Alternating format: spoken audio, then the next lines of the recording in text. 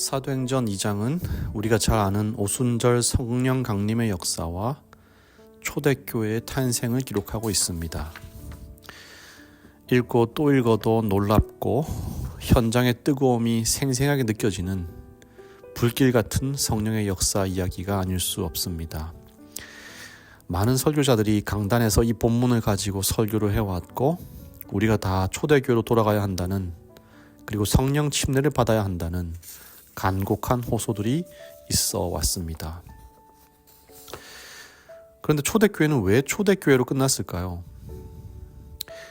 초대교회의 모습이 현대까지도 이어져 왔다면 초대라는 말이 없고 그냥 교회라고 했을 텐데, 초대에만 반짝하고 사라진 교회이기 때문에 초대교회가 된 것입니다.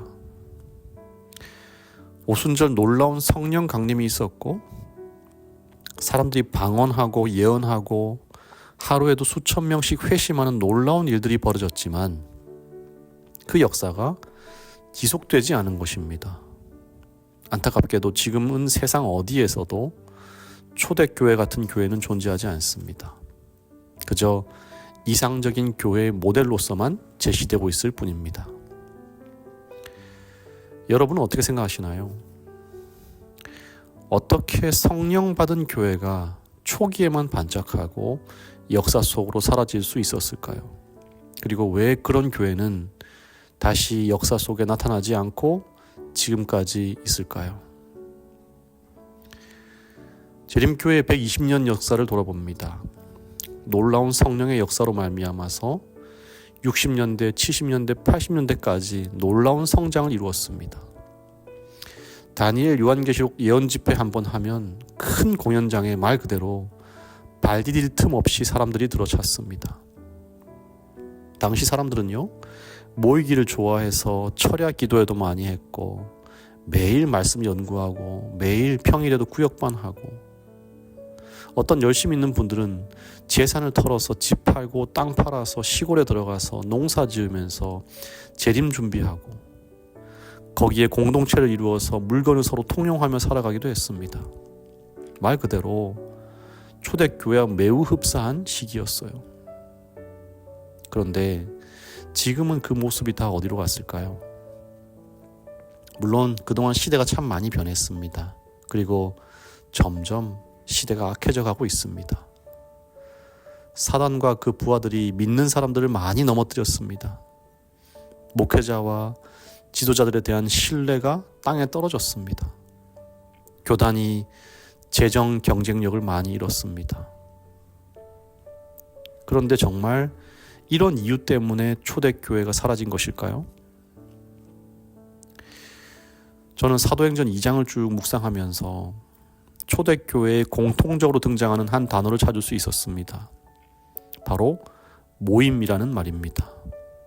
1절에 다 같이 한 곳에 모였더니, 44절에 다 함께 있어, 46절 모이기를 힘쓰니. 이 초대교인들이 자주 모였던 것 같습니다. 모여서 뭘 했을까요? 44절부터 보시면 기도도 하고 떡을 떼고 말씀을 나누고 구제하고 다 함께 모여가지고요, 같이 했어요. 얼마나 재밌었을까요? 함께 모이면 모일수록 사람들이 더 모여들고 더 큰 공동체가 되었습니다. 우리 교회도 참 재밌죠. 소그룹도 많고 모임도 많고, 어린이반 아이들도 안식일만 손꼽아서 기다립니다. 이렇게 모여서 뭔가를 하면 재밌는 것입니다. 분명 초대교회의 이 하나된 이 모임이 당시에 강한 힘을 발휘했으리라고 생각합니다. 그러나 이 초대교회의 모습 속에서는 하나 빠진 것이 있습니다. 그게 뭐냐면 바로 개인입니다. 내가 없었어요. 교회는 있어요. 모임도 있고요. 프로그램과 봉사들이 있어요. 근데 뭐가 없어요? 개인이 없는 것입니다. 제가 왜 이 말씀을 드리냐면, 중요한 포인트를 우리는 사도행전 2장에서 간과하고 있었다는 것입니다. 3절에 보시면 마치 불의 혀처럼 갈라지는 것들이 그들에게 보여 각 사람 위에 하나씩 임하여 있더니, 성령이 임했습니다. 그런데 어디에 임했어요? 모임에 임했나요? 교회에 임했을까요? 공동체에 임했을까요? 아니요. 성령은요, 각 사람 위에 하나씩 임했습니다. 한 사람이 10개 받아서 10사람한테 나눠주는 이런 게 아니고요. 각 사람당 하나씩 임했어요. 여러분, 이게 무엇을 말해주고 있습니까? 모임과 공동체 속에 반드시 개인이 존재하고, 이것은 모임이나 공동체가 성장함에 따라서 개인의 성령 받음, 개인의 성장이 반드시 뒤따라와야 한다는 것입니다. 개인적 신앙 부흥이 그 모임 속에 반드시 있어야 한다는 것입니다. 성령은 분명히 개인에게 임했는데 사도행전 2장 말미에는 온통 모임 얘기밖에 없어요.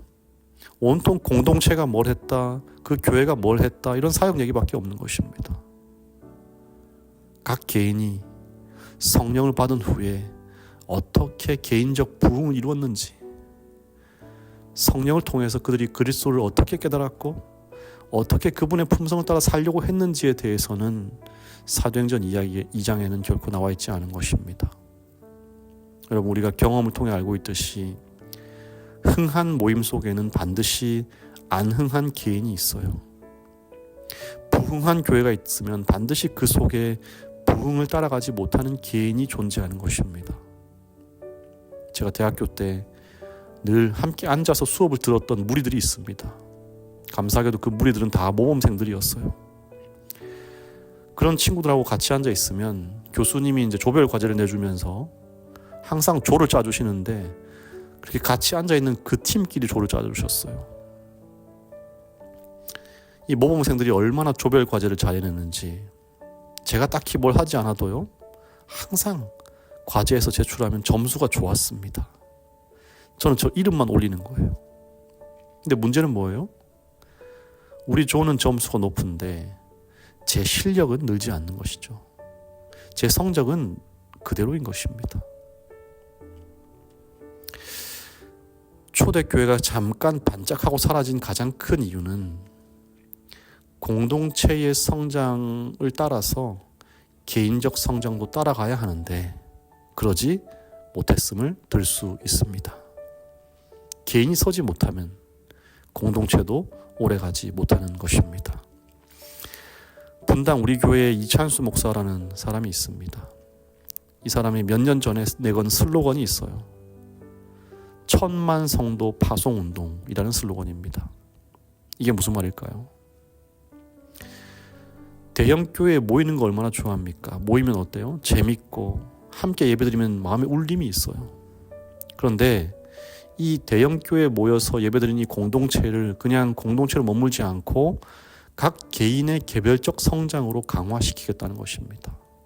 그래서 성도 한 명 한 명을 잘 교육해서 모이는 교회가 아니라 파송하는 교회로 만드는 거예요. 이 사람이 이 정도 기간 동안 신앙을 했으면 이제는 나갈 때가 됐다는 것입니다. 어디로요? 저 시골이나 개척교회 선교사로 다 가서 사역자로 일하게끔 한다는 것입니다. 이게 대형 공동체가 지향하는 목표라는 것이죠. 사랑하는 성도 여러분, 저는 오늘 이 새벽 기도의 모임 가운데에 거룩한 영이 임재하고 있음을 믿습니다. 그러나 이 모임과 함께 더욱 함께 이루어져야 하는 것은 무엇이냐면 바로 개인의 신앙 부흥입니다.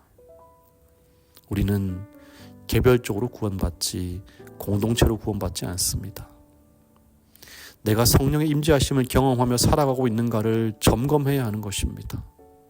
이것이 이루어질 때 우리의 공동체는 더욱 강한 응집력을 가지게 될 것이고 마침내 초대교회의 모습을 회복하게 될 것이라 생각합니다. 골로새서 1장 28절입니다. 우리가 그를 전파하여 각 사람을 권하고 모든 지혜로 각 사람을 가르침은 각 사람을 그리스도 안에서 완전한 자로 세우려 함이니. 우리가 전하고 권하고 가르치는 이유가 뭐라고요? 각 사람을 완전한 자로 세우려 하기 위함이기 때문입니다. 오늘 우리에게 주어진 이 하루를 주님과 나누는 개인적 교제로 채우는 하루가 되시기를 간절히 바랍니다. 하나님 우리 아버지, 공동체가 성장하기 위해서는 결국 개인의 성장이 함께해야 한다는 사실을 생각해 보았습니다. 모임에서, 소그룹에서, 교회에서 만나는 하나님뿐 아니라 집에서, 그리고 혼자 있을 때 조용한 시간에 주님과 나누는 개인적 교제를 하도록 우리에게 주님을 향한 갈급한 심령을 허락하여 주시옵소서. 주님, 오늘은 최시연 어린이를 위해 기도합니다. 주님의 성전에 출석하기 위하여 매 안식일 먼 곳에서부터 오고 또 가는 긴 여정 가운데에 우리 주님 함께하여 주시고, 다른 어떤 것보다 교회 오는 일이 일주일 중 가장 기쁨이고 안식의 시간임을 경험할 수 있도록 인도하여 주시옵소서.